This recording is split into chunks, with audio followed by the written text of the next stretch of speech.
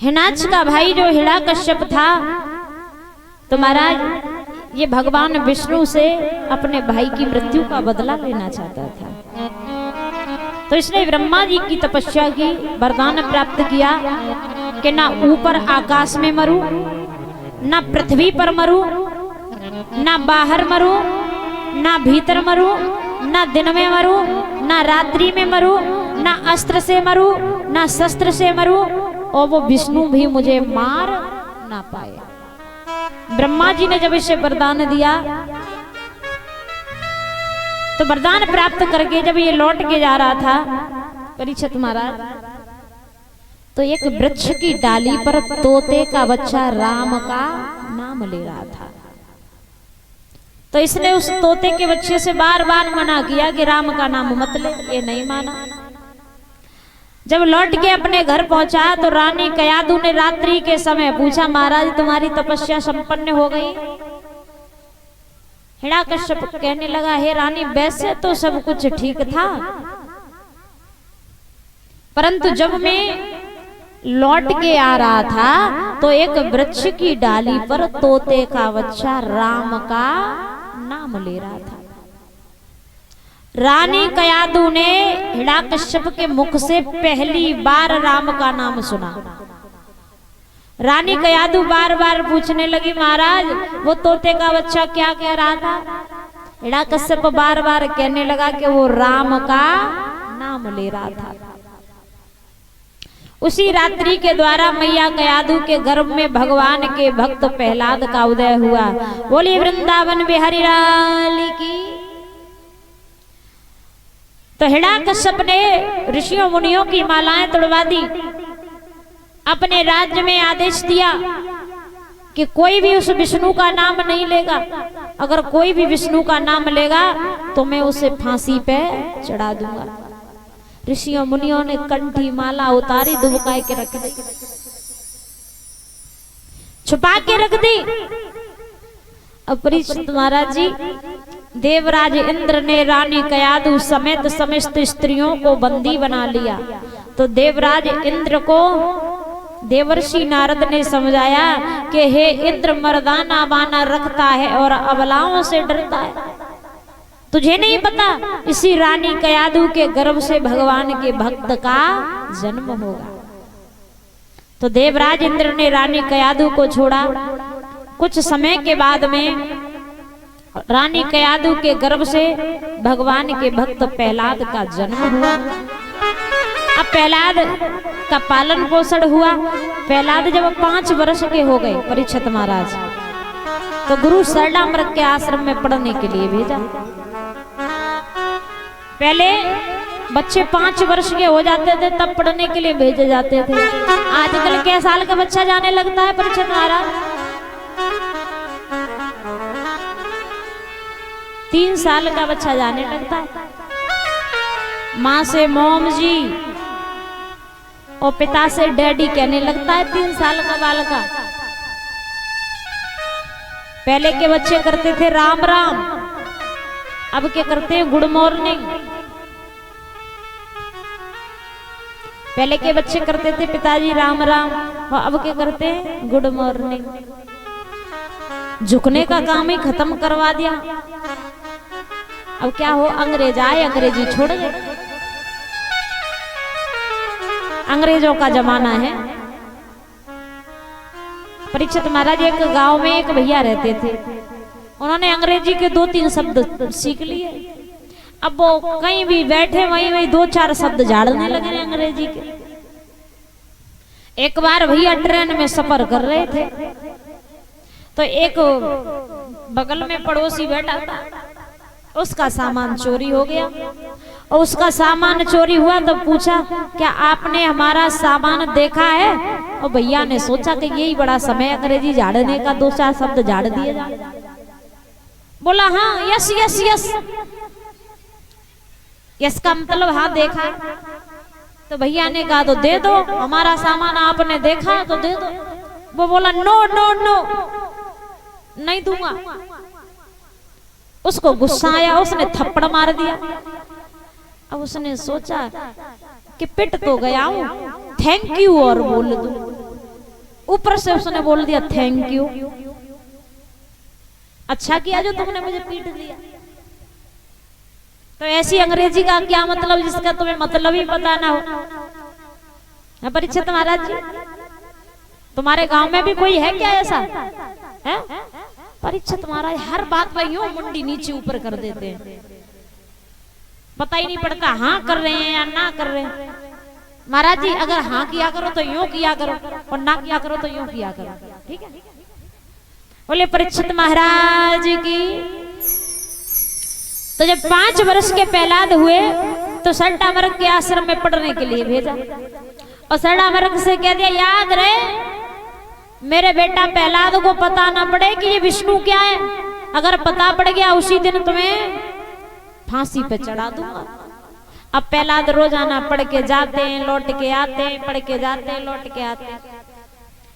एक बार प्रहलाद पढ़ के लौट के घर आ रहे थे तो रास्ते में एक बूढ़ी कुमारी रो रही थी और रो रो करके भगवान को पुकार रही थी। प्रहलाद ने जब देखा तो पूछा क्यों रो रही हो, और ये राम क्या है तुम्हें नहीं पता? यहाँ का परम पिता मेरा पिता है, और ये मेरे पिता का राज्य, और मेरे पिता के राज्य में कोई भी अगर उस विष्णु का नाम लेता है तो मेरा पिता फांसी पे चढ़ा देता है, अगर मेरे बाप को पता पड़ गया तो फांसी पे चढ़ा देगा। बूढ़ी कुमारी हाथ जोड़ के बोली लाला इस अभागा के अंदर बिल्ली के 4 बच्चे दब गए हैं, और मैं उस परम पिता परमात्मा से बार बार यही विनय कर रही हूं। परीक्षित महाराज सही बता रहे, यहाँ पे ये 100 माताएं बैठी है तो 100 में से कम 40 माताएं नींद पूरी कर रही हैं, और एक पर नजर है। अब कहें तो कहें का अब कथा पर ध्यान नहीं दोगे तो वही नींद तो आएगी। कथा को क्या है, मन धन और तन तीनों से सुनना चाहिए।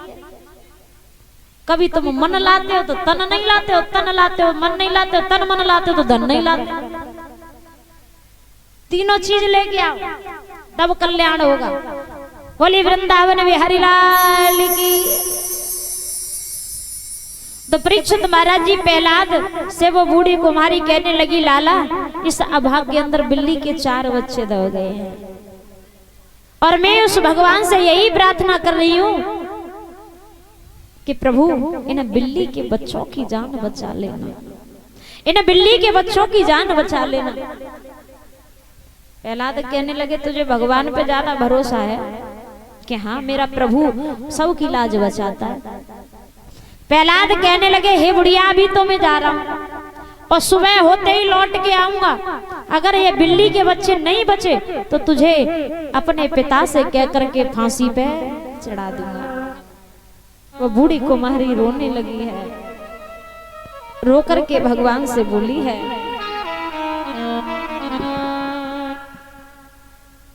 कि कुमारी करे विचार रे और सुनो मेरे भगवान रे, और धोखा से दब गए आभा में बिल्ली के सुत 4 रे। कुमारी करे विचार रे